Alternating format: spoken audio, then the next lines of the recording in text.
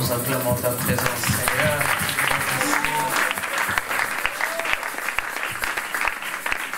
Merci parce que tu es là, que tu écoutes la prière.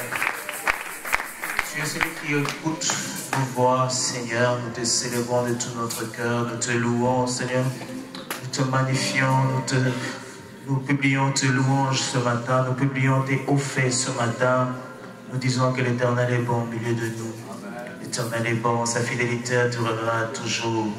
Alléluia. Si vous avez vos Bibles, vous pouvez les prendre. Nous allons lire le psaume 130. Il y a 8 versets. J'aimerais que tous ensemble puissions nous lire le psaume 130. Il n'y a que 8 versets. Et c'est avec ces versets, c'est avec ces passages des Écritures que nous allons plonger encore dans les temps de louange, dans les temps d'adoration, dans la prière. Le psaume 130, la Bible déclare: du fond de l'abîme, je t'invoque, ô Éternel. Cantique des degrés, du fond de l'abîme, je t'invoque, ô Éternel. Seigneur, écoute ma voix, que tes oreilles soient attentives à la voix de mes supplications. Si tu gardais les souvenirs des iniquités, Éternel Seigneur, qui pourrait subsister? Mais le pardon se trouve auprès de toi, afin qu'on te craigne. J'espère en l'Éternel, mon âme espère, et j'attends sa promesse. Mon âme compte sur le Seigneur, plus que le garde ne compte sur le matin, que le garde ne compte sur le matin. Israël, mets ton espoir en l'Éternel, car la miséricorde est auprès de l'Éternel, et la rédemption est auprès de lui en abondance. Et le verset 8e, c'est lui qui rachètera Israël de toutes ses iniquités. Amen. Mon âme compte sur l'Éternel et n'oublie aucun de ses bienfaits. J'espère en l'Éternel. Mon âme compte sur l'Éternel plus que le garde ne compte sur le matin. Vous savez que le garde, les sentinelles, lorsqu'ils sont en train de faire leur travail, à un certain moment, ils désirent que le matin vienne pour que leur travail puisse s'arrêter. De telle manière qu'ils désirent que le matin arrive, ainsi nos âmes soupirent après l'Éternel. Nous désirons voir la main de l'Éternel dans nos vies. Nous désirons voir la faveur de l'Éternel dans nos vies, afin que nous puissions le louer, le bénir, que ce soit sur la terre et même dans les jours, dans les années à venir, lorsqu'on sera avec lui là-haut. Parce que moi je crois qu'on sera là-haut. Alléluia. Seigneur, à toi la louange ce matin. À toi les hommages, à toi l'honneur. Seigneur, reçois nos louanges, reçois nos prières. Tu es celui qui sonde le cœur et les reins. David pouvait dire avant que la parole ne soit sur ma bouche, tu la connais entièrement.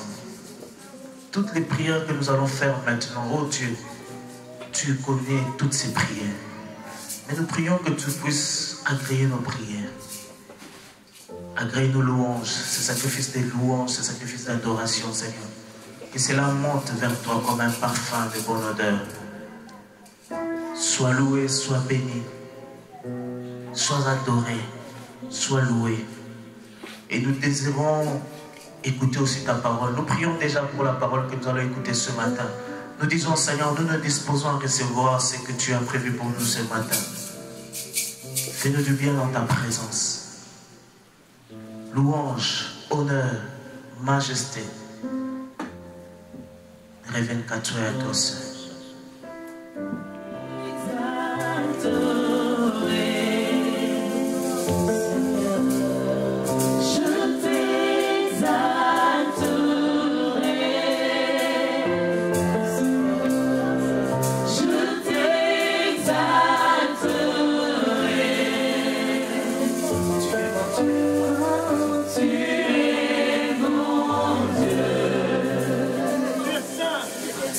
Majesté,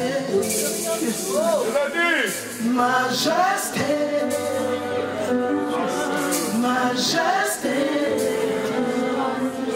majesté. Il cherche la plus grande église. Majesté. Je vois les 24 vieillards. Majesté. Je vois les 4 êtres vivants. Ils disent tous ensemble. Majesté. Le ciel et la terre ce matin se prosternent et disent majesté. Majesté.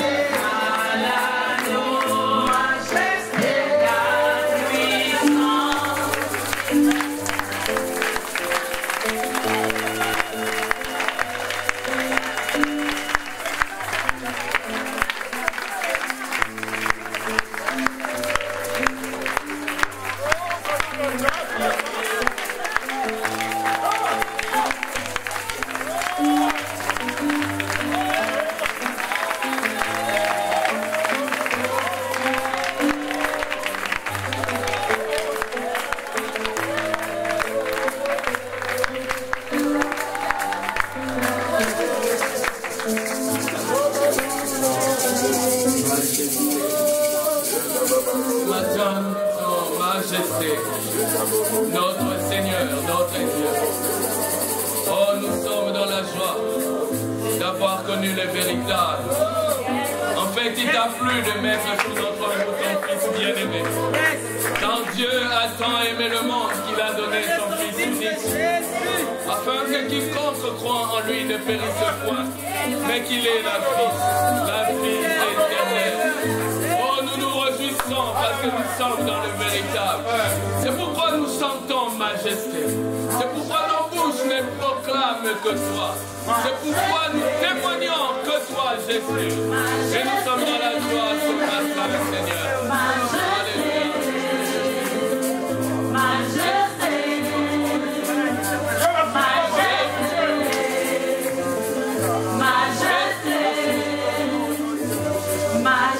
Alléluia. L'honneur et la gloire ce matin. Humblement nous nous tenons devant toi, Adonai. Avec crainte et tremblement ce matin, je me tiens devant toi. Ta parole est la vérité, Seigneur. Ta parole est vraie, éternelle, Dieu. Et il te plaît de choisir qui tu veux, Seigneur. C'est ça. Pour la communiquer. Et ce matin, je me sens tellement faible. Je me sens tellement limité, Seigneur. Mais je puis tout par celui qui me fortifie. Et ce matin, Seigneur, nous nous appuyons sur toi. Ce matin, nous savons que l'onction du Seigneur est en ces lieux, afin que le ministère soit accompli, afin que ta parole soit annoncée. C'est pourquoi, oh Dieu, nous prenons autorité sur tout esprit qui, oh Dieu, se lève pour contrecarrer l'œuvre du Seigneur. Nous nous levons et nous condamnons toute attaque de l'ennemi. Nous ramenons toute pensée captive à l'obéissance du Christ. Seigneur, que tout soit pour ta gloire en ces lieux. Prends le contrôle de tout, Saint-Esprit. Prends le contrôle de chaque instant, de chaque moment, et glorifie le Seigneur. Les plateaux se sont élevés parce que le Fils avait fait son entrée en ce lieu. Et il est au milieu de nous. Il établit son trône parmi nous. Et il règne en maître. Il règne en Seigneur dans son Église. C'est l'Église du Seigneur. Il a donné de sa vie pour son Église. Et il se tient dans son Église. Il a dit, je bâtirai mon Église. Son Église à lui. Et l'épouse t'appartient, Seigneur. Et ce matin, oh Dieu, merci pour l'autorité de la parole. Nous voulons la proclamer, qu'elle donne vie, qu'elle nous aide, Seigneur, à mieux te connaître, à mieux s'appuyer sur toi, que notre confiance soit renouvelée par ta parole. Merci d'agir parmi nous, au nom puissant de Jésus-Christ. Amen. Gloire au Seigneur, merci à la chorale. Que le Seigneur vous bénisse. Je suis heureux de me tenir devant vous ce matin pour vous partager la parole du Seigneur. Mon combat, mon défi, c'est que je puisse parler sans crier. Ce sera déjà une grande victoire pour moi. J'aime bien ceux qui apportent la parole de Dieu sans crier. Mais des fois, on ne maîtrise pas tout. Amen. On ne maîtrise pas tout. Mais j'aimerais que ça soit comme ça ce matin. Gloire soit rendue au Seigneur. Ce matin, je voudrais nous entretenir sur un sujet dont le Seigneur lui-même parlait déjà quand il était sur cette terre. Le Seigneur, dans Matthieu chapitre 24, verset 4, le Seigneur parlant disait, dans Matthieu chapitre 24, verset 4, la Bible dit, Jésus leur répondit, prenez garde que personne ne vous séduise. Car plusieurs viendront sous mon nom, disant c'est moi qui suis le Christ, et ils séduiront beaucoup de gens. Et c'est déjà à cette époque-là que le Seigneur parlait. Il voudrait attirer l'attention de ses disciples. En même temps, il attire l'attention de l'Église pour nous dire prenez garde. Et ce matin, je voudrais nous parler sur un thème que j'ai intitulé les faux prophètes. Alléluia. Les faux prophètes. C'est un sujet brûlant. Dans ces temps de la fin, dans ces temps que nous vivons, Chaque matin, nous apprenons des personnes que nous connaissions. Du jour au lendemain, c'est nommé prophète, prophétesse. Gloire au Seigneur, puisque Dieu établit les prophètes. Mais nous savons aussi que plusieurs se sont levés. Plusieurs se font appeler prophètes. Mais qui sont pas du Seigneur. Qui ne sont pas de Dieu. J'espère que j'aurai le temps pour non seulement me limiter à dénoncer les faux prophètes, mais aussi à parler du ministère des prophètes. Si on ne le fait pas aujourd'hui, on aura d'autres occasions pour le faire. Parce que le ministère des prophètes est un ministère que Dieu a établi dans l'Église. Et dans l'Église locale où s'élèvent les prophètes, ce sont des personnes qui permettent réellement que l'Église du Seigneur avance comme il se doit. Donc les prophètes ont leur part, leur place dans l'Église. Et pour prions, bien-aimés, je nous exhorte à prier pour qu'au milieu de nous, Dieu élève des prophètes. Amen. Des gens qui, par définition, un prophète, c'est un porte-parole de Dieu. Quelqu'un qui entend ce que Dieu dit et l'annonce. Et nous avons besoin que les prophètes du Seigneur soient au milieu de nous pour nous dire, voici ce que Dieu dit. Alléluia. Voici ce que Dieu dit pour cette année que nous commençons. Voici par rapport à cette circonstance que vous vivez, voici ce que Dieu dit. Mais là n'est pas le sujet ce matin, puisque en tout cas le Seigneur a mis dans mon cœur que nous puissions partager sur les faux prophètes. En fait, les faux prophètes, ce n'est pas un sujet qui date d'aujourd'hui. Il y a fort longtemps déjà, bien-aimés, il était question de faux prophètes. Dans l'Ancien Testament, dans 1 Roi, chapitre 18, versets 25 à 38, nous voyons là une situation où Israël, qui est le peuple de Dieu, Israël qui, un moment, s'attache à Dieu, un moment, se détourne de Dieu. Un moment, il revient au Seigneur, un moment, il tourne le dos au Seigneur. Et là, nous étions dans le verset que j'ai cité, on nous fait référence à une situation où Dieu s'est choisi un prophète qu'il envoie pour parler à Israël. Et ce prophète a mis d'autres prophètes au défi. Il y avait le prophète de Dieu et il y avait le prophète de Baal. Remarquez que ici, ceux qui servaient Baal étaient aussi appelés prophètes. Vous savez, la réalité spirituelle, c'est qu'il y a deux mondes. Il y a le monde de Dieu et il y a le monde des ténèbres. Et tous ceux qui ne travaillent pas pour Dieu, travaillent pour l'autre. Les prophètes de Baal, ici, ne circoncisaient pas ça dans une situation limitée dans l'Ancien Testament. Mais c'était des gens qui travaillaient pour Satan. Parce que la finalité, bien-aimée, reste la même. Les faux prophètes ont pour objectif de nous détourner de Dieu. Et une fois l'objectif atteint, pour ceux-là qui sont séduits et qui se détournent de Dieu, c'est la mort éternelle. Et même ceux ici qui servaient Baal, qui croyaient en leur ministère, ils ont fini morts, mais loin de Dieu. La finalité reste la même, que ce soit dans l'Ancien comme dans le Nouveau Testament. Amen. Donc les prophètes de Baal, c'était des gens qui parlaient de la part de Dieu, mais un Dieu qui n'est pas le nôtre. Alléluia. Remarquez qu'ici, Élie les met au défi. Et si Baal n'agissait pas, ces gens n'allaient pas accepter le défi. Élie a dit, je vous mets au défi, invoquez votre Dieu qu'il fasse descendre le feu. Alors ils ont pris toutes les dispositions pour invoquer leur Dieu. C'est-à-dire quoi? Cela veut dire que leur Dieu aussi agissait. S'ils se sont permis d'invoquer Baal, s'ils se sont permis de faire des incantations, s'ils ont pris les temps, parce qu'ils s'étaient convaincus, certainement, ils avaient vu à plusieurs reprises Baal faire descendre le feu. De nos jours, il n'y a qu'à voir les magiciens. Les magiciens, ils peuvent te sortir du feu comme ça. Hein? Amen. Ce ne sont pas des serviteurs de Dieu. Nous parlerons des caractéristiques des faux prophètes. Ce sont des gens qui font des miracles. Et leur objectif, c'est séduire un plus grand nombre.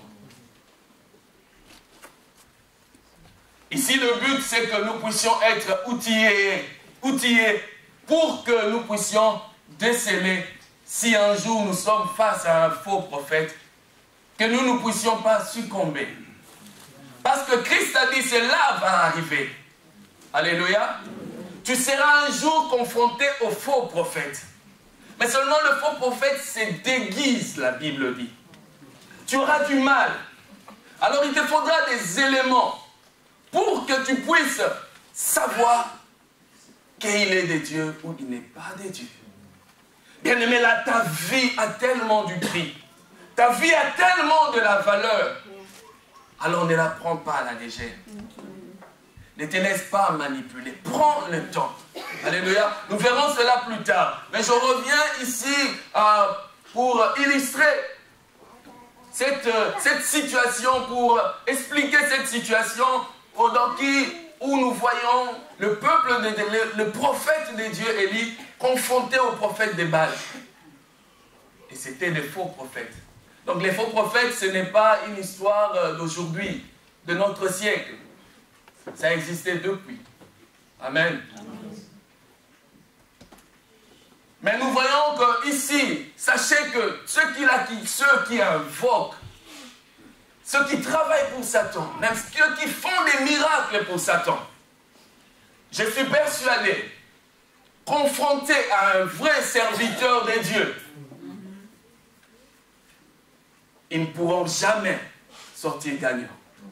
Amen. Mais parce que ces gens ont eu le courage d'invoquer Baal pour que le feu descende, ils étaient habitués. Quand ils s'exerçaient, le feu descendait. Mais ces jours-là, ils étaient face à Dieu. Ces jours-là, le ciel leur était fermé. Ils pouvaient invoquer, rien ne pouvait se passer. Alléluia. Pourquoi? Parce qu'en face d'eux, il y avait Dieu. Amen. Alléluia. En face d'eux, il y avait quelqu'un qui possédait la vérité. Vous savez, les prophètes de Baal, les faux prophètes, ont des caractéristiques qui leur sont propres. Il y a des choses que nous, chrétiens, que nous possédons, que ces gens-là ne peuvent pas posséder. Entre autres, la vérité. Alléluia. Amen. Nous sommes les serviteurs du Dieu véritable. Amen. Nous possédons la vérité qui est Christ en nous. Et les faux prophètes, comme je disais tantôt, ils ne servent pas Dieu, ils servent Satan. Or, Christ, parlant de Satan, dit, quand il ment, il parle de son propre front. Parce qu'il ne peut pas se tenir dans la vérité. Un faux prophète ne peut jamais, en aucun cas, se tenir dans la vérité. C'est impossible, parce que la vérité, c'est Christ. Alléluia. Et ces jours-là, le Dieu de la vérité était là, du côté d'Élie, pas de leur côté. Alors ils ne pouvaient pas agir. Moïse, entrant chez Pharaon, confronté aux divins, confronté à ceux-là qui invoquaient les dieux de Pharaon. Mais le combat était perdu d'avance, parce que Moïse avait le vrai Dieu avec lui. Amen. Si tu es attaché au Seigneur, tu marches avec le Seigneur dans la vérité. Un jour, il t'arrive d'être confronté à ceux-là qui invoquent un autre Dieu. Ne sois pas dans la peur. Amen. Dieu ne te décevra pas. Amen. Alléluia. N'aie pas peur de ceux qui invoquent les morts. N'aie pas peur de ceux qui invoquent d'autres dieux. Parce que face à toi, ils ne pourront rien. Alléluia. Donc les faux prophètes, c'est une histoire qui remonte dans le temps. Déjà fort longtemps, ils existaient, ils étaient là. Et ils travaillaient. Aujourd'hui, les faux prophètes, il y en a. Et si vous lisez dans 2 Pierre, chapitre 2, versets 1 à 3, 2 Pierre, chapitre 2, versets 1 à 3, où sont les faux prophètes? En tout cas, je ne m'étais pas posé cette question jusqu'il y a peu. On a toujours cette pensée lors de la grande séduction, cette période-là qui va arriver. Et nous croyons bien souvent que les faux prophètes agiront à ce moment-là. Mais nous nous rendons bien compte que les faux prophètes commençaient déjà à agir avant nous. Et ils agissent encore aujourd'hui. Je me suis rendu compte que les faux prophètes, il y en a. Même dans l'église où nous louons Dieu. Dans l'église dans laquelle nous nous tenons. Quand nous levons les mains. Quand nous nous mettons à genoux pour adorer Dieu. Ils les font aussi. Alléluia. Ils les font aussi. Seigneur, c'est dans l'église. Ils ne peuvent pas séduire ceux qui sont à l'extérieur, parce que ceux qui sont à l'extérieur, ils sont perdus. Ils ne connaissent pas Dieu. Mais leur mission, c'est maintenant dans l'église. Séduire ceux qui sont dans le Seigneur.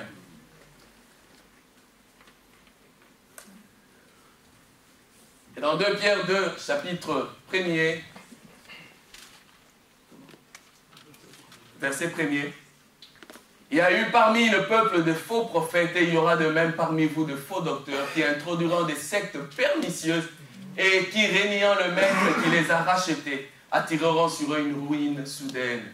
Plusieurs les suivront dans leur dissolution et la voie de la vérité sera calomniée à cause d'eux. On se rend compte que les faux prophètes sont dans l'église et ils ont une mission. Ils ne travaillent pas pour Dieu. Ils travaillent pour Satan.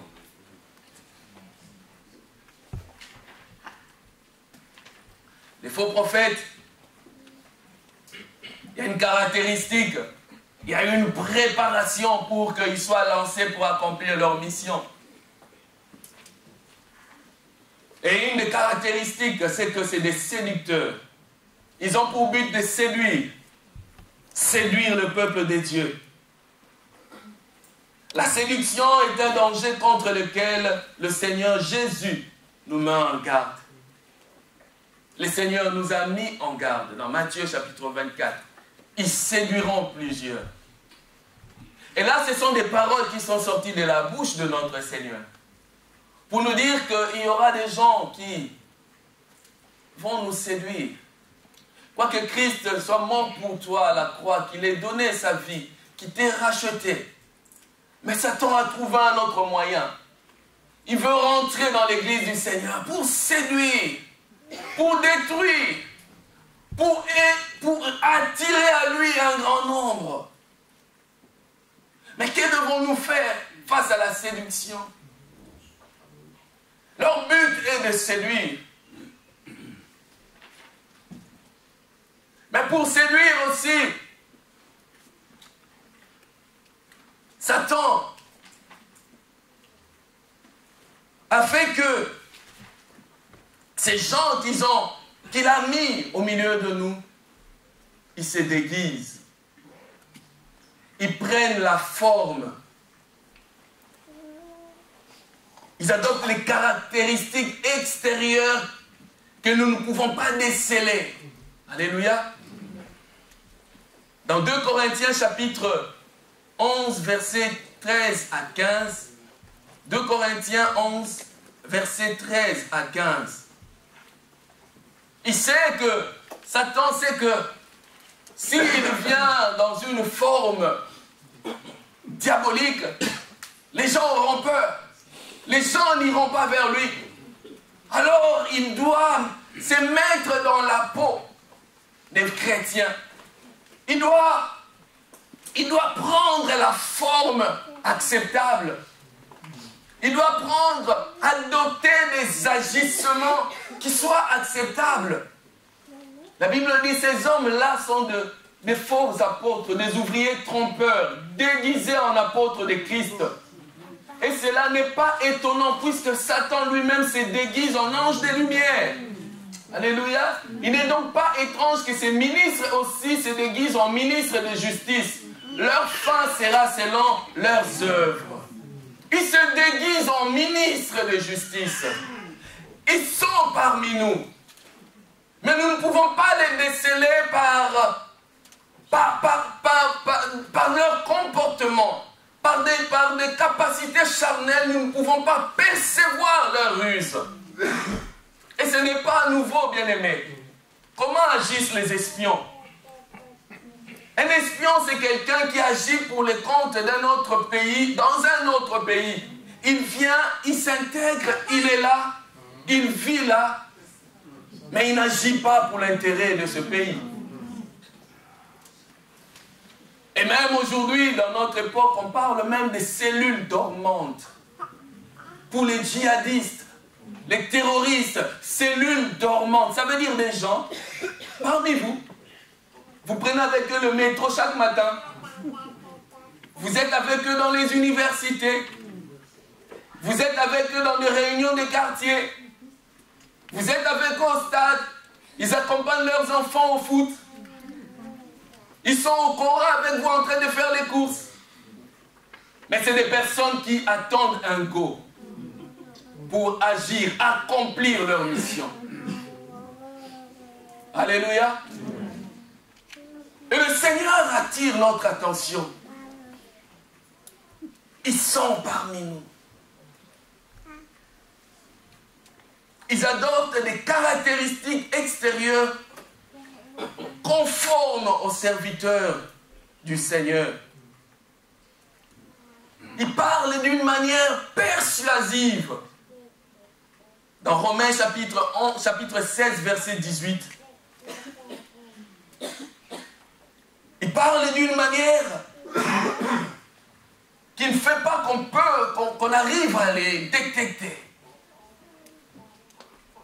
Car de tels hommes ne servent point Christ notre Seigneur, mais leur propre ventre. Et par des paroles douces et flatteuses, ils séduisent les cœurs des gens. Pour vous, on peut se limiter là. Que faire?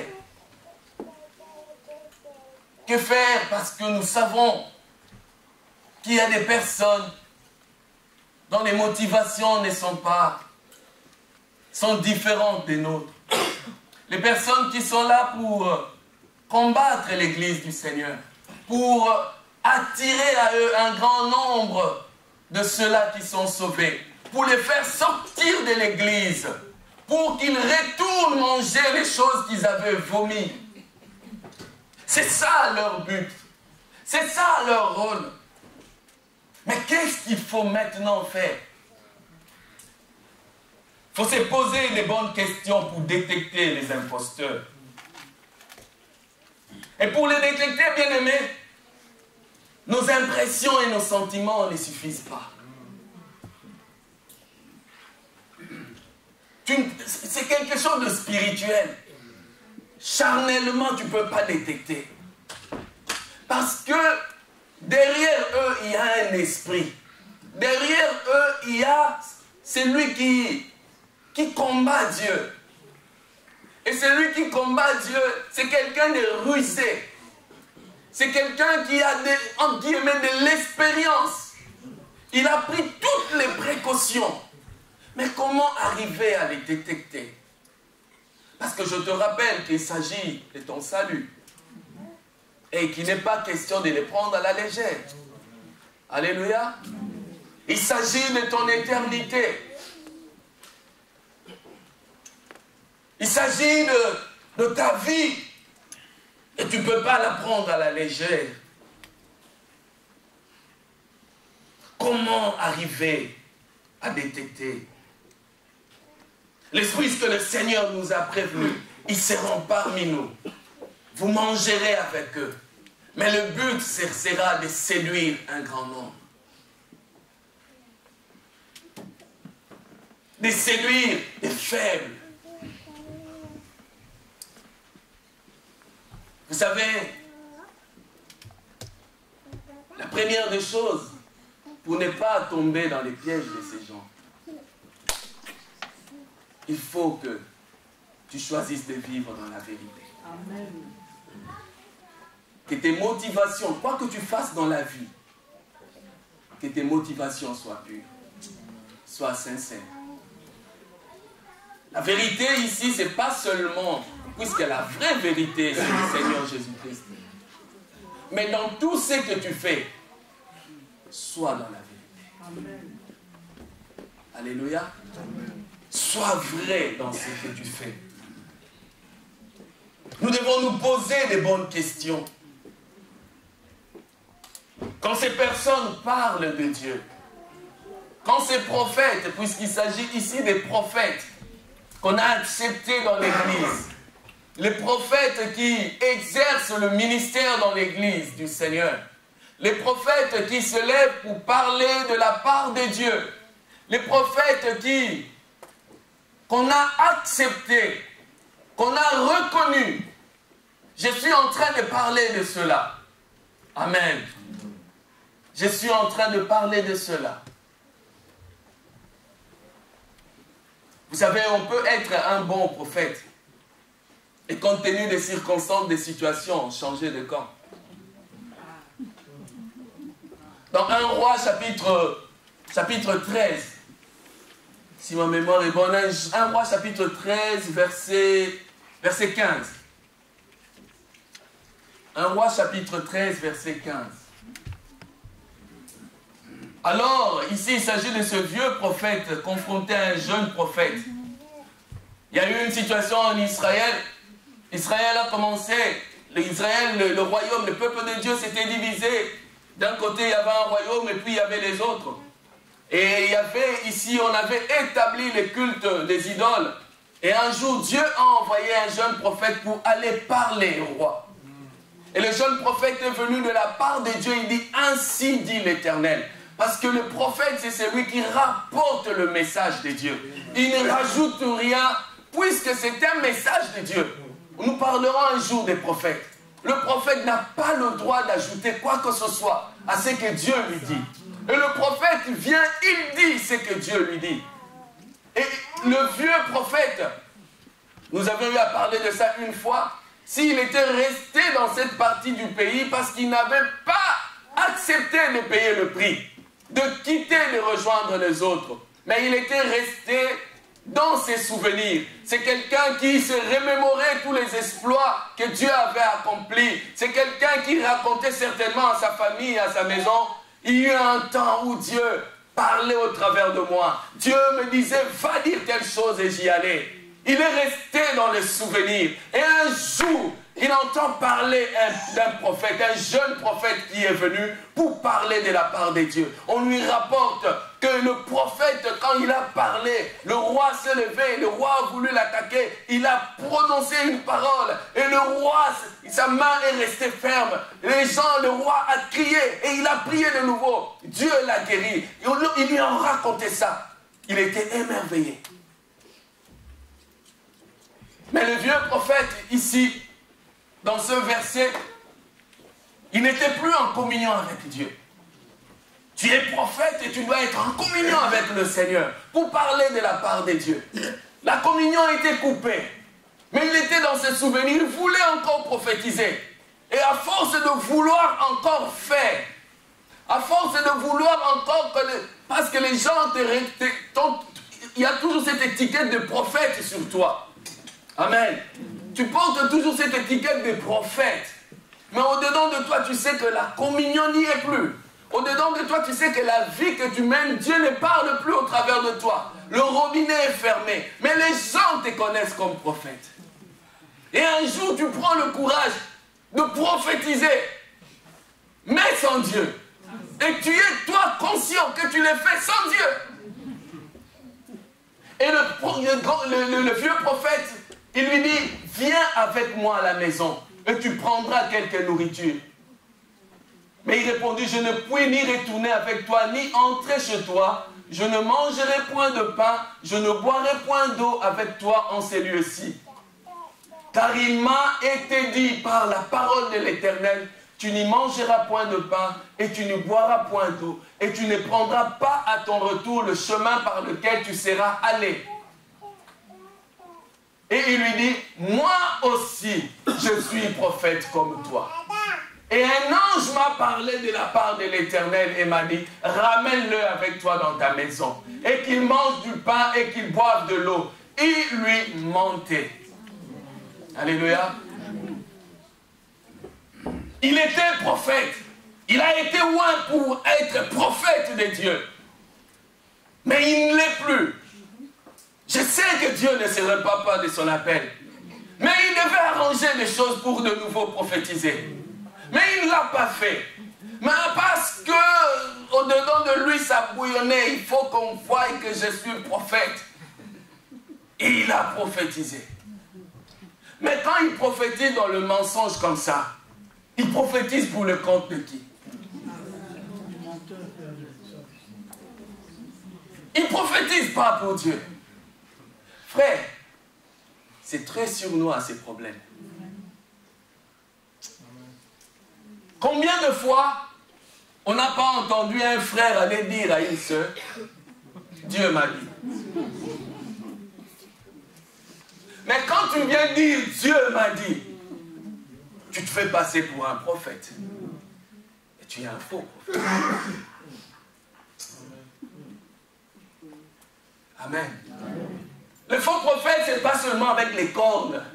Quand Dieu t'ouvre les yeux, vois les cornes, tu vois les cornes sur lui.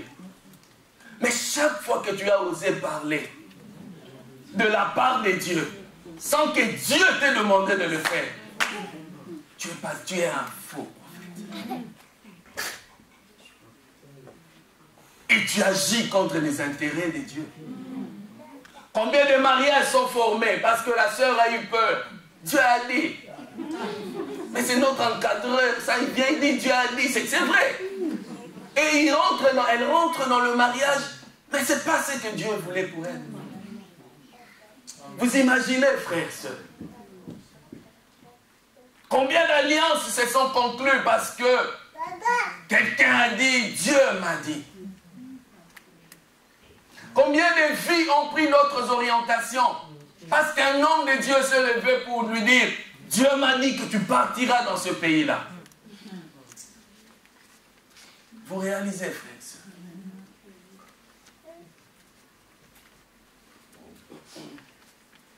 Et c'est dans l'église. Donc nous devons faire attention. Parce que le vrai prophète peut devenir faux. Et quelles sont bien souvent les motivations des faux prophètes? Ce sont des personnes qui connaissent les problèmes des gens. Ils savent que tu as un problème, tu n'as pas d'enfant. Et quand, vous savez, nous avons les yeux pour voir. On sait que dans ces couples-là, ils sont mariés, ça fait 3 ans, ça fait 4 ans. Ils n'ont pas d'enfants. Donc c'est un problème, ils sont en train de prier pour ça. Et le prophète sait. Mais il sait que c'est là que ça fait mal. Alors il va insister là. Amen. Il sait que tu n'as pas de travail. Et il sait qu'il va toucher là. Il va te parler. Te dire. Il te raconte que là où j'étais là, je venais de quelque part, quelqu'un n'avait pas de travail. Alors je lui ai dit quelque chose, j'ai prié pour lui. C'est souvent des personnes qui parlent souvent en première personne du singulier. J'ai fait cela. Le but c'est que, ah mais tu agis avec lui. Tu es séduit. C'est ça la séduction. Tu es séduit, tu es émerveillé, tu te dis, non, lui si je lui expose mon problème. Comme il a raconté que plusieurs étaient dans la même situation que moi, il a prié pour eux, il a agi. il est intervenu pour eux. Ah, je pense que ma situation peut changer. Et c'est sournoisement qu'il est en train de te faire éloigner de Christ. Parce que tu viendras. Nous allons voir, bien-aimés.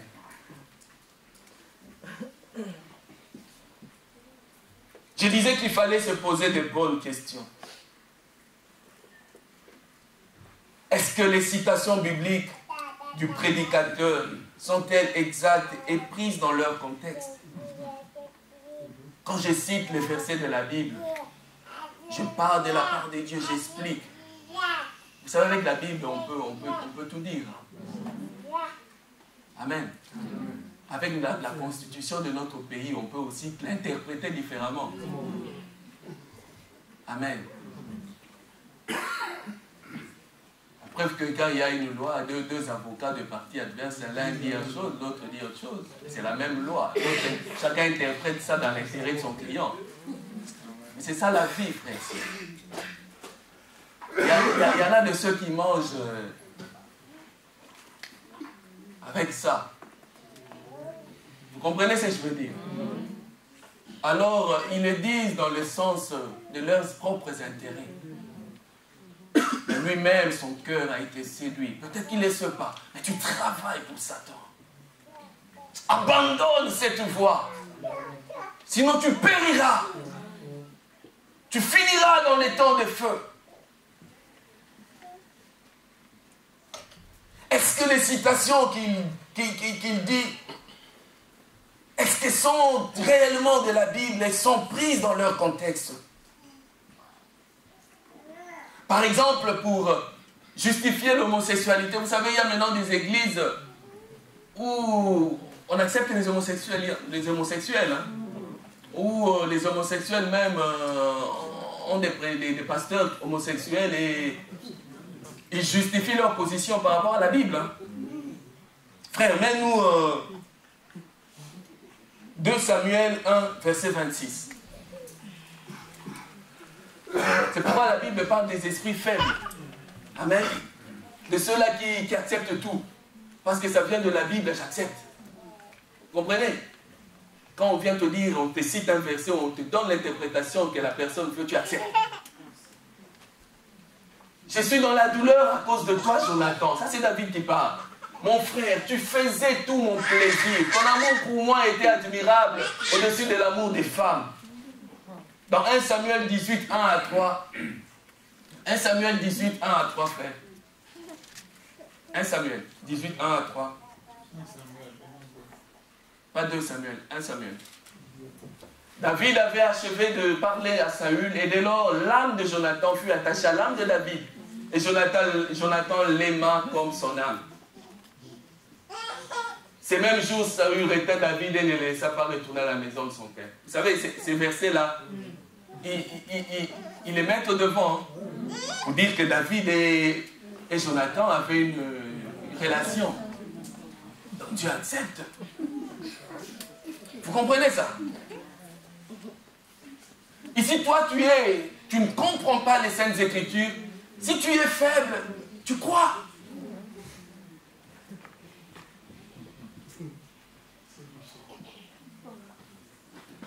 Quand il nous enseigne, quand l'occasion lui est donnée d'enseigner, est-ce que ce qu'il enseigne est conforme à la Bible?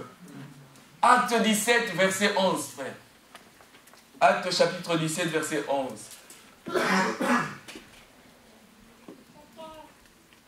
Acte chapitre 17, verset 11. Vous vérifiez ce qu'on nous enseigne, est-ce conforme à la Bible ou pas? Ces Juifs avaient des sentiments plus nobles que ceux de Thessalonique. Ils reçurent la parole avec beaucoup d'empressement. Et ils examinaient chaque jour les Écritures pour voir si ce qu'on leur disait était exact. Frères, sœurs, et si tu examines ce qu'on te dit, ce qu'on te prêche, est-ce que tu prends le temps d'examiner cela à la lumière de la parole de Dieu? Ou si tu ne comprends pas, viens-tu voir ton responsable pour lui, explique-moi parce qu'on m'a parlé de ça. Est-ce vrai? Quand le faux prophète se tient devant la chair et qu'il parle, examinez ce qu'il dit. Et vous verrez si c'est conforme à la parole de Dieu ou pas. Et si ce n'est pas conforme à la parole de Dieu, n'acceptez pas. Alléluia. C'est comme ça que nous pourrons les détecter. Et c'est comme ça que nous serons préservés de ces personnes. Alors il est important, l'Église, que nous sachions cela. Est-ce que quand il proclame la parole de Dieu, proclame-t-il que Jésus-Christ est le Fils de Dieu? Dans 1 Jean chapitre 2, verset 23. Puisque nous avons dit que ces gens-là agissent pour le compte de leur Père. Et nous savons que ce qui est né de Dieu triomphe du monde. Et nous savons que celui qui a le Fils a la vie. 1 Jean chapitre 2 verset 23. Quiconque nie le Fils n'a pas non plus le Père. Quiconque confesse le Fils a aussi le Père. Alors il doit confesser que Jésus-Christ est le Fils de Dieu. Amen. Je connais des gens. En tout cas, je me rappelle, à l'époque, nous avons en tout cas, mon père, il y avait chez mon père un jardinier. Il ne croyait pas que Jésus-Christ était le Fils de Dieu. Mais il avait la Bible entre ses mains. Il priait. Mais pour lui, Jésus-Christ n'est pas le Fils de Dieu. Dans 1 Jean chapitre 4, versets 1 à 3. 1 Jean 4, 1 à 3. Bien-aimés, n'ajoutez pas foi à tout esprit, mais éprouvez les esprits pour savoir s'ils sont de Dieu. Car plusieurs faux prophètes sont venus dans le monde. Reconnaissez à ceci l'Esprit de Dieu. Tout esprit qui confesse Jésus-Christ venu en chair est de Dieu. Et tout esprit qui ne confesse pas Jésus n'est pas de Dieu. C'est celui de l'Antéchrist dont vous avez appris la venue et qui maintenant est déjà dans le monde. Alléluia. Il est important pour te rallier, t'unir à quelqu'un, de savoir que vous partagez la même foi. Et que Jésus-Christ, pour toi comme pour lui, est le Fils de Dieu qui est venu pour nous racheter. Et que par lui, nous avons connu le Père et nous avons la vie éternelle. Est-ce que peut-il appeler Jésus-Christ Seigneur? Est-ce qu'il peut dire que Jésus-Christ est son Seigneur? Dans Romains chapitre 10, verset 9, si tu confesses de ta bouche le Seigneur Jésus, et si tu crois dans ton cœur que Dieu l'a ressuscité des morts, tu seras sauvé. Est-ce que confesse-t-il de sa bouche que Jésus-Christ est Seigneur?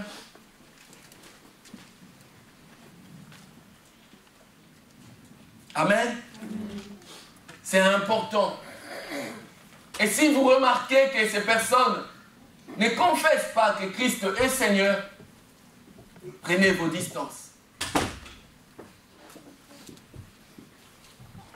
Est-ce que le faux prophète, celui-là qui annonce des prophéties, parce que le prophète, comme je l'ai dit, c'est le porte-parole de Dieu. Il vient, il parle, il dit quelque chose.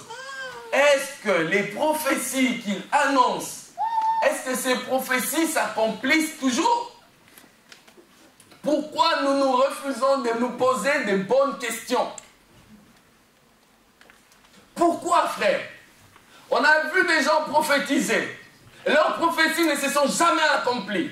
Mais ils continuent à drainer des hommes et des femmes derrière eux. Et vous y allez. Mais pourquoi? Mais parce que vous avez été séduits. Deutéronome chapitre 18. Deutéronome 18, 20 à 22. Deutéronome 18, 20 à 22. Mais le prophète qui aura l'audace de dire en mon nom une parole que je ne lui aurais point commandé de dire. Donc cela veut dire qu'il y a des gens qui ont l'audace de dire des paroles que Dieu n'a pas dites. Sinon Dieu ne l'aurait pas dit. Et ce sont des gens que nous pouvons appeler des manipulateurs. Ou qui parlera au nom d'autres dieux. Ce prophète-là sera puni de mort. Peut-être diras-tu dans ton cœur, comment connaîtrons-nous la parole que l'Éternel n'aura point dite? quand ce que dira le prophète n'aura pas lieu et n'arrivera pas, ça sera une parole que l'Éternel n'aura point dite. C'est par audace que le prophète l'aura dite. N'aie pas peur de lui. Amen. Alléluia. Amen. Les faux prophètes, c'est un fléau dans l'Église. Les faux prophètes nuisent à la réputation de l'Église. Les faux prophètes ont pour but de nous séduire et de nous faire sortir de notre destinée. Les faux prophètes veulent nous amener avec eux dans la géhenne. Ils travaillent pour leur maître. Et ils ont pour but d'attirer un grand nombre à eux. Mais pourquoi nous traitons ces problèmes avec tant de légèreté, Église? Pourquoi nous traitons cela avec tant de légèreté? Quand un prophète dit quelque chose, cela ne s'accomplit pas. Pourquoi continuons-nous à les suivre? L'illustration de tantôt entre les prophètes de Baal et les prophètes de Dieu, le but était quoi? C'est lui qui va répondre par le feu et les vrais dieux. Donc le but c'était ramener le peuple de Dieu à Dieu. Et quand ils ont vu le feu, ils ont reconnu que c'est l'Éternel qui est Dieu.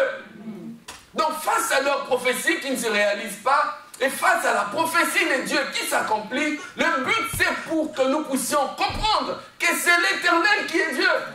Et que nous puissions revenir tout entier au Seigneur. Les faux prophètes, ils séduisent, comme je disais tantôt, parce qu'ils sont conscients. Ils sont au courant des difficultés que vous vivez. Ils sont au courant des fardeaux que vous avez. Ils sont au courant, ils savent quels sont les combats que vous menez dans vos vies. Et ils utilisent cela, ils nous manipulent dans le but de nous séduire et de nous attirer à eux. Et sournoisement, ils commencent à faire entrer la doctrine de la mort dans l'Église. Sournoisement, ils commencent à remettre en question la seigneurie de Christ. Puisque nous l'avons lu, ils ne croient pas que Jésus-Christ est Seigneur. Ils ne croient pas qu'il est le Fils de Dieu. Donc sournoisement, il va commencer à introduire ces principes dans l'Église. Et comme on est captivé par sa personne, comme maintenant dans l'Église s'établit un culte de personnalité, c'est que dit le pasteur, c'est ce que nous devons faire. Mais ce n'est pas ça, c'est ce que dit la parole de Dieu. Alléluia.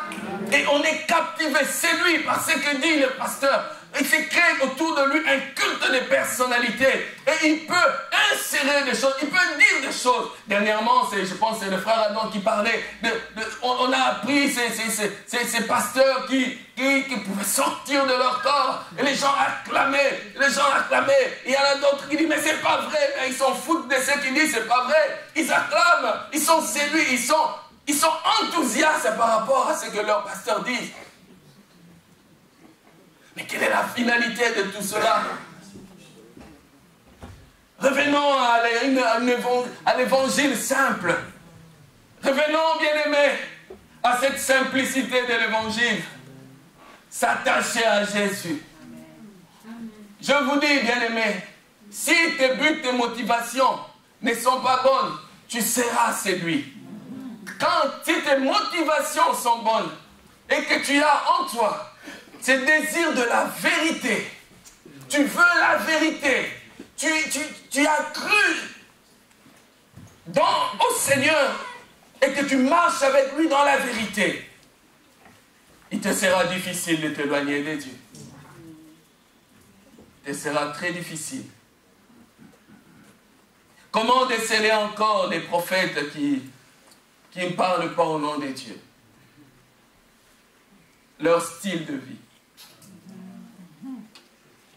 Regardez les œuvres qu'ils produisent. Dans Matthieu chapitre 12, versets 33 à 37. Matthieu 12, versets 33 à 37.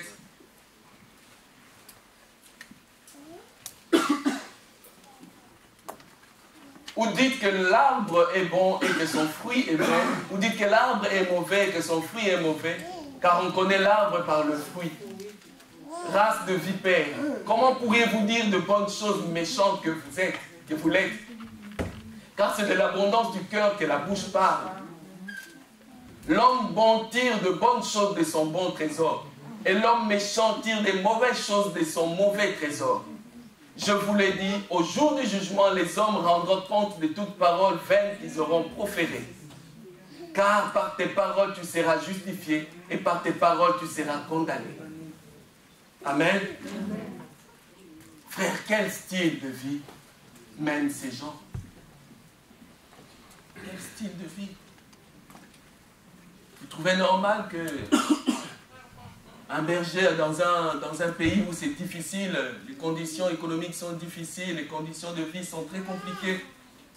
Et il y en a un qui est extrêmement riche. Il prend tout ce qu'on lui donne. Et il ne regarde même pas ceux dont il a la responsabilité, les peines, les difficultés qu'il vit. Vous trouvez ça normal? Christ est venu nous apporter l'évangile de « Tu seras riche financièrement ?» Posons-nous des bonnes questions, frères et sœurs.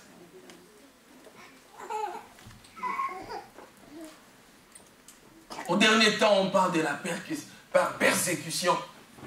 On parle de la persévérance. Christ nous parle d'asseoir notre amour en lui, de la consécration. L'église passe par des tourments, parce que dans l'église, il y a des faux prophètes qui sont là. Mais on ne fait pas attention à cela, on continue à parler des richesses. On continue à parler de l'élévation. On continue à parler des avions. Pour en faire quoi? Pour en faire quoi? Est-ce que l'argent résout tous les problèmes des hommes? C'est vrai que l'argent résout quelques problèmes, mais pas tout. Je me souviens, ma mère était très malade. Et mon père avait beaucoup d'argent. Mais l'argent n'avait pas su guérir ma mère. Non, l'argent était là pour mettre à sa disposition tout ce nécessaire pour les soins. Mais l'argent n'avait su rien faire. Bien-aimé, il est important. Il est important de s'attacher à Jésus. Réalisez, bien-aimés, le Seigneur, dans Matthieu chapitre 5, les béatitudes.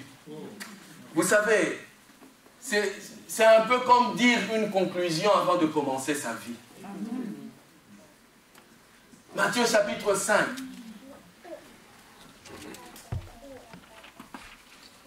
Matthieu chapitre 5, frère.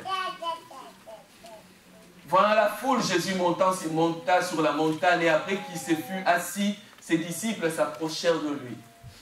Puis ayant ouvert la bouche, il les enseigna et dit, « Heureux les pauvres en esprit, car le royaume des cieux est à eux. » Donc, il y a une garantie pour les pauvres en esprit, que le royaume leur appartient. « Heureux les affligés, car ils seront consolés. » 5. Heureux les débonnaires, car ils hériteront la terre. Heureux ceux qui ont faim et soif de la justice, car ils seront rassasiés. Heureux les miséricordieux, car ils obtiendront miséricorde. Heureux, ça c'est la clé, frère. Heureux ceux qui ont le cœur pur, car ils verront Dieu. Maman, papa, quand tu viens dans l'église, et que tes motivations sont pures, tu verras Dieu. Amen. Tu verras Dieu. Quand Anna pleurait parce qu'elle n'avait pas d'enfant, elle était tellement sincère. Il dit, homme de Dieu, je n'ai pas de but, c'est mon cœur, je suis pur devant le Seigneur. Je pleure parce qu'on me mortifie tellement. Je pleure parce qu'une femme, je veux avoir des enfants. Mais j'arrive pas, c'est pourquoi je pleure. Je suis devant le Seigneur. Et c'est lui qui est pur, frère. Sœur, il rencontre Dieu. Il rencontre Dieu. Il ne s'agit pas de courir derrière de faux prophètes. Sois pur dans tes motivations. Sois pur dans ce que tu recherches, tu verras Dieu. Tu rencontreras Dieu. Quand tu demandes, ne demande pas pour paraître. Ne demande pas pour qu'on dise lui aussi a. Demande parce que toi tu en as besoin. Sois pur, sois propre et pur dans ce que tu demandes. Dieu te donnera. Si tu es sincère, tu es pur, Dieu te donnera. Et la Bible dit, oui frère, tu verras Dieu. Reste pur. Sois honnête et sincère. Dans la vie, ceux qui sont honnêtes et sincères sont souvent méprisés et bannis. Mais c'est une qualité énorme. Vous savez, il y a un adjectif qui a caractérisé la vie des vrais prophètes. C'était les gens qu'on méprisait, qu'on n'aimait pas, parce qu'ils disaient toujours la vérité. Ils disaient la vérité. Sois vrai. Christ a dit, quand tu veux prier, entre dans ta chambre. Il n'a pas dit cours derrière les prophètes. Comprenez? Les prophètes, ce n'étaient pas des prêtres dans l'Ancien Testament. Les prophètes, ils n'annonçaient pas l'évangile. Ils n'enseignaient pas les peuples. Ce n'était pas leur rôle. On allait consulter le prophète pour qu'il dise ce que Dieu a à dire. Mais c'est lui qui avait la responsabilité de conduire le peuple. Il y avait des prêtres.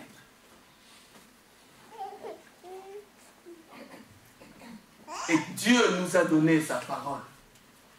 Et Dieu nous a donné le Saint-Esprit. Le vœu de mon cœur, c'est que tu prennes garde. Que tu prennes garde à toi. Le jugement des faux prophètes, Dieu s'en occupera. Mais prends garde à toi, frère. Prends garde à toi, sœur. Église du Seigneur. Nous voulons être une église mature. Nous voulons être une église qui n'accepte pas tout ce qu'on nous dit. Si je t'impose les mains, tu seras béni. C'est écrit. Dieu a dit, je te bénirai. C'est la parole de Dieu. C'est la parole de Dieu. Est-ce qu'il a dit, quelqu'un mettra la main sur toi pour que tu sois béni? Devenons une église mature. Devenons une église adulte. Une église qui ne se laisse pas séduire. Une église qui demeure attachée à son Dieu. Et dans Apocalypse chapitre 3, parlant de l'église de Philadelphie, et j'ai terminé par là. Écrit à l'ange de l'église de Philadelphie, voici ce que dit le Saint, le véritable, celui qui a la clé de David, celui qui ouvre et personne ne fermera, celui qui ferme et personne n'ouvrira. Je connais tes œuvres. Voici parce que tu as peu de puissance que tu as gardé ma parole et que tu n'as pas renié mon nom. J'ai mis devant toi une porte ouverte que personne ne peut fermer. Voici, je te donne quelques-uns de ceux de synagogue de Satan qui se disent juifs et ils ne le sont pas et qui mentent. Voici, je ferai prosterner à tes pieds et reconnaître que je t'ai aimé. Et tout ça, pourquoi? C'est la conséquence. Parce que tu as gardé ma parole et tu n'as pas renié mon nom. Amen. Amen. Parce que tu n'as pas renié le nom du Seigneur. Tu es resté pur et attaché à Dieu. Dieu ouvrira, mettra devant toi des portes ouvertes. Reste attaché à Jésus.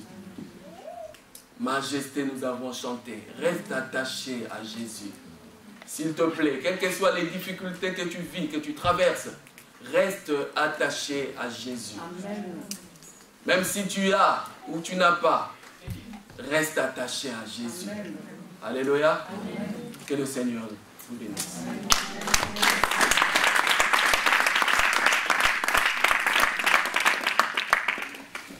Amen. Bien aimé, je pense qu'il n'y a pas de commentaire à ajouter. Nous avons écouté la parole de Dieu. Le Seigneur nous a alertés. Pourquoi? Parce que nous sommes dans le temps de la fin et que beaucoup tombent dans la séduction. La vie chrétienne, ce n'est pas une vie où on vient, on prophétise sur toi, tu tombes, tu entres en transe, non. C'est une vie d'attachement à Dieu. Et l'attachement à Dieu, bien aimé, produit les miracles dans nos vies. Il y a des choses qui se passent dans nos vies, ce n'est pas parce qu'un prophète a prophétisé, mais c'est parce que Dieu a vu mon attachement à lui, il a ouvert les écluses de Dieu, il m'a béni. Et j'aimerais inciter à conduire tout le peuple de Dieu. Ne regardez pas un homme, mais regardez à Jésus. Amen. Ce que l'homme va te donner est inférieur à ce que Jésus est capable de te donner. Nous allons nous tenir debout et nous allons demander au Seigneur, donne-moi d'être attaché à toi. Donne-moi d'être attaché à toi. J'ai envie qu'on chante ce cantique. Entre tes mains, j'abandonne tout ce que j'appelle le mien. On ne me permet. Oui, prends tout, Seigneur. Prends tout, Seigneur. Entre tes mains, je vais abandonner. Abandonne tout ce que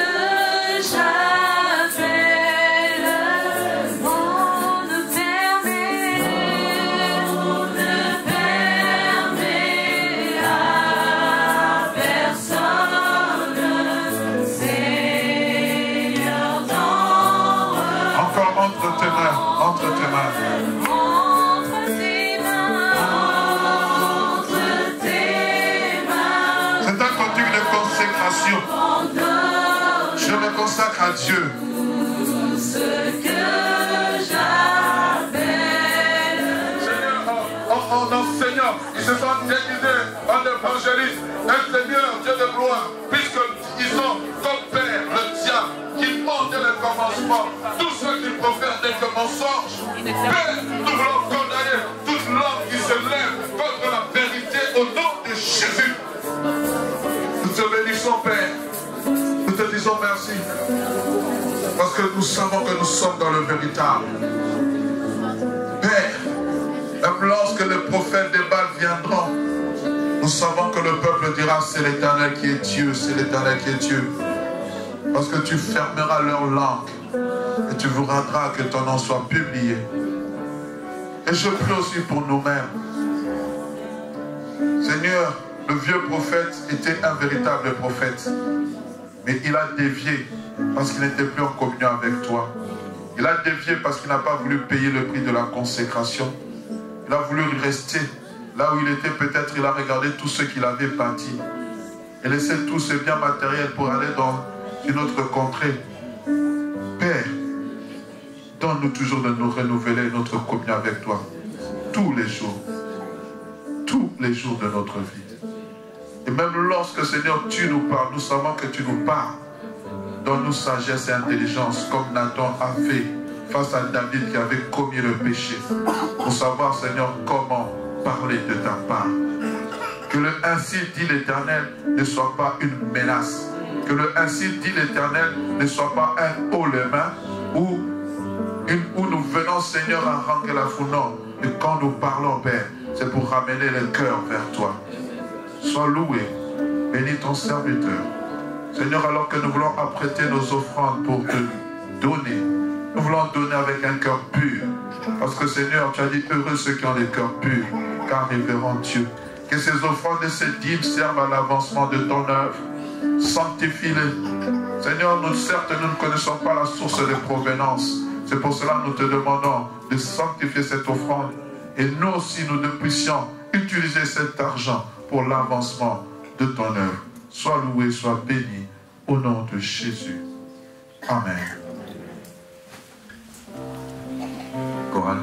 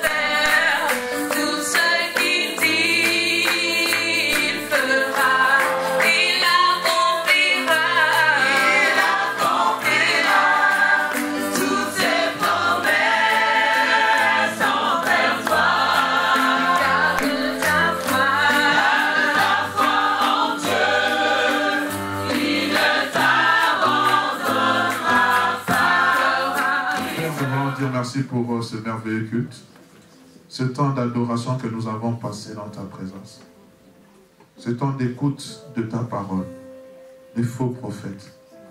La Bible dit, vous les reconnaîtrez à leurs fruits. Éternel Dieu de gloire, garde ton Église loin de la séduction. Le diable a pénétré l'Église, ils se sont à l'aise.